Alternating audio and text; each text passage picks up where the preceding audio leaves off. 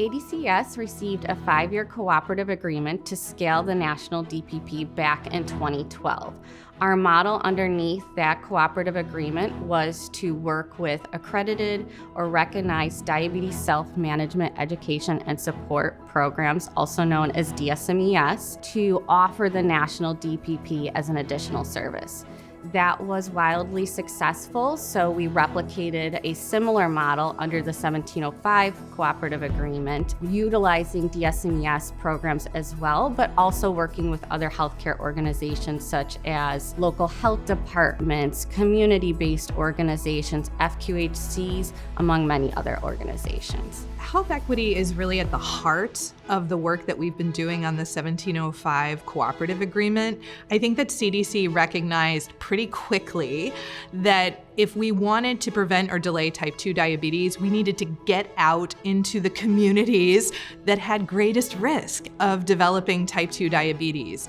And our focus was to make sure that we were starting these programs in these under-resourced, structurally marginalized communities, and that we were also making them accessible to those populations. Before we launched our diabetes prevention program, there was not really too much in the Houston area that was offered to even mention diabetes, pre-diabetes, or prevention. Since we've been a part of 1705, we've allowed to have so many different locations open, which allows us to offer more staffing to reach the community. Some of the tools for ADCES, they allowed us to make sure that we had high class retention rate, that we had measurables for data purposes to make sure that there was a weight loss associated and there was a decrease in A1C. So those measurables, it sounded like they were far-fetched at first, but they made us honest. They made us honest and reach for higher goals for our community.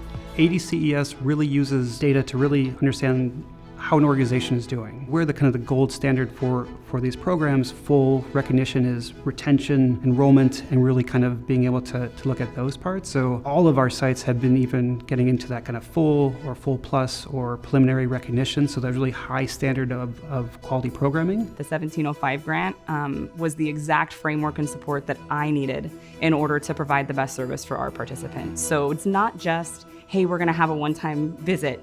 You know, don't eat too much sugar and be more physically active. The diabetes prevention program has allowed us to establish a year-long relationship with our participants, but has also been used as an avenue for us to refer them to other resources. ADCES has been extremely helpful in implementing the diabetes prevention program in the community. Anything that we have questions on, our team at ADCES, they're just a phone call away. They've really just provided guidance and support and been helping us with some of those outside-of-the-box solutions. We could not have done it without their support, without their help, without their resources, without their patience, without their education. They have been instrumental in getting this together. This has given, I think, participants a new impetus, new hope. Our community has been energized.